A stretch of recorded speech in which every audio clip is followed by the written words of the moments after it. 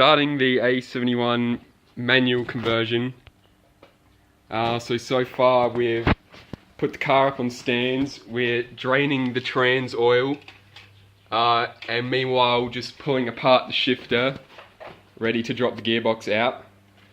So next step is to pull off the exhaust and then the tail shaft, and then drop the gearbox. There's these two bolts which you have to take off, and then you follow it back to here just behind the resonator and take them off, so that then you can drop the gearbox without it hitting on the exhaust. 4 bolts that connect the tail shaft to the diff, which you have to take off, and then there's the 2 here for the center bearing. And then once you've got all that out, you should just be able to slide it out the back of the gearbox, and there'll be a small, like, tiny little shaft that goes into the diff as well, and that should just be able to drop after that. Okay, so we've undone all the bolts, we've cracked the seal around there with just a screwdriver and a hammer. So now it should all just come out fairly easily, like so. Under the front of the car, under the radiator, you got your 2 lines here, one here, one here. They're for the trans cooler, so they both have to come off the bottom of the radiator. Oil will come out of there, and then they just go to solid lines, which run back to here. Oh, we can really see that, but they just bolt into the into the gearbox just above the sump. So once I get them out, we'll be up to dropping the gearbox. So we're just gonna take the air filter off to make it easier to get to the area we have to drill to bolt the pedal box in later on. Air filter off, we can quite easily get into there, but we will be probably drilling it from the inside, so we need to take some of the dash apart. So trans cooler's off. That's where it's attached to, just there. I've got the gearbox, the cross member off.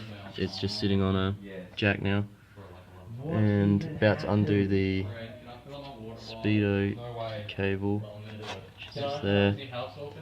I forgot, but that has to come off before we can get this cross member out, so do that quick and then show some more of getting this out.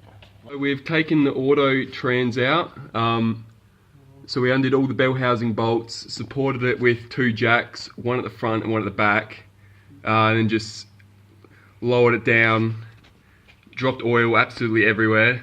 We got the auto trans out, now it's taken this off, which to do that we need to undo about 8 bolts from behind it. You can kind of see there, it won't really focus, but it's just here. Oh yeah, there we go. Just there, 8 of them. They're all 12mm, so we'll get that off and then we'll be back. Day 2, and we still have a fair bit to do. So at this stage, still no gearbox. Still needing to get new bolts to put the flywheel in, then clutch and gearbox will go in. Then we're also about halfway through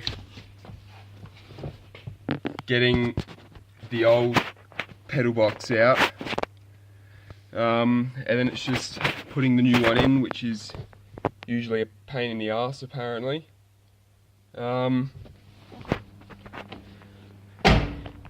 At this stage we think we have the wiring pretty well sorted out, but we'll do a bit of a run through on that later. But yeah, still probably only about halfway through, if even. So back under the AE71 again, but as you can see the clutch is on, and the flywheel, we got some new bolts. We had a bit of dramas with them. We snapped one of them and had to get it out, but we've got the flywheel torqued up to 78 Newton meters. The clutch pressure plate torqued up to 19 Newton meters. And yeah, it's looking good. I used a clutch alignment tool and got the clutch plate lined up. So hopefully there'll be no dramas getting this gearbox in. We're about to do that now. And we just went down to the shop and got some terminals, bullet terminals for the reverse sensor, so we can finish that off as well today. So yeah, hopefully goes all smoothly. So about not even 5 minutes later, gearbox is in. No bell housing bolts are in, but the little metal dowels are in there, and the cross member's all bolted up. So yeah, now it's just a matter of bolting up the bell housing and some wiring and the shifter, and then we can start throwing it all back together, I guess. Right, so we've got the gearbox all mounted up into the car now. So all that's left to do with that is put the exhaust and connect the tail shaft, which we're going to give a bit of a clean up and a bit of a paint before we chuck that back in. Starters all hooked up and ready to go. So now it's mainly just the wiring and the pedal box, which we'll go through in a bit more detail when we get around to it. So day 3 of the Corolla build. So we've drilled the first hole for the manual pedal box. So hopefully then we can go by that, look at the end of this and just measure the holes from there and get that all mounted up. You can see the clutch master's in. We're about to bolt it up now. What we did to get that in to start with was just drill a hole roughly where we thought it was down the bottom for the bottom bolt, which was the bolt that's attached to the pedal box. When that was done, we could actually put the pedal box in the car, and then there, 3 pedals. We put the pedal box in the car, fully bolted up where it needed to go, and then we could drill the other 2 holes for the master to slide through. And then yeah, that's basically what we did.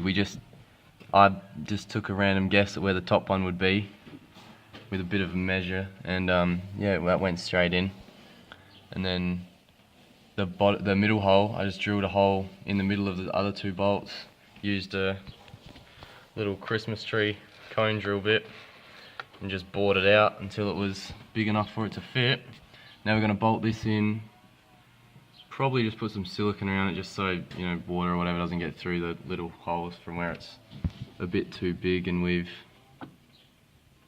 drilled out. But all in all, getting pretty close to finished here.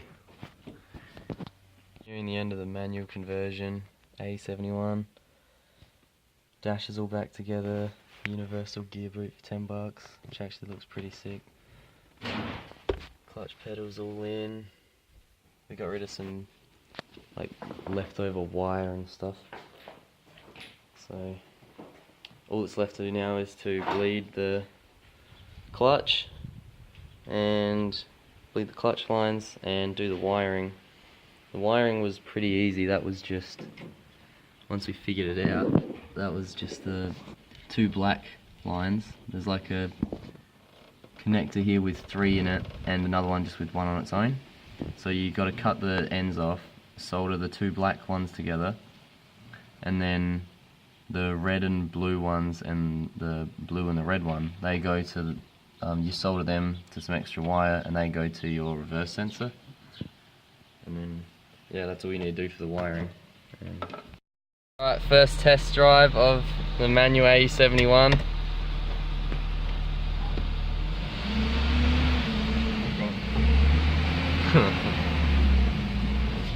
So I'm the hell not used to that clutch. Well, it's driving. We're out. Oh my god, what is happening? Yeah. It's like your Beamer. We are driving the manual AE71. It works. There's a gear. So good. feels good first to third. Alright, there you have it. Manual AE71. Took us 3 days. Shit, sorry. So it's been about 2 weeks since we've done the manual conversion, and I've been just dailying it around the place, and so far so good. Had no major dramas, gearbox shifts fine and everything, so that's always good. So yeah, next step will be probably getting the suspension sorted out, because at the moment it's just sitting on chop springs, so it's not really ideal. And then eventually we'll probably try and put a 4-age into it. So yeah, stay tuned, there'll be a lot more videos to come, and if you've got any questions or anything, leave them in the comments and we'll try and get that sorted out. So yeah, stay tuned.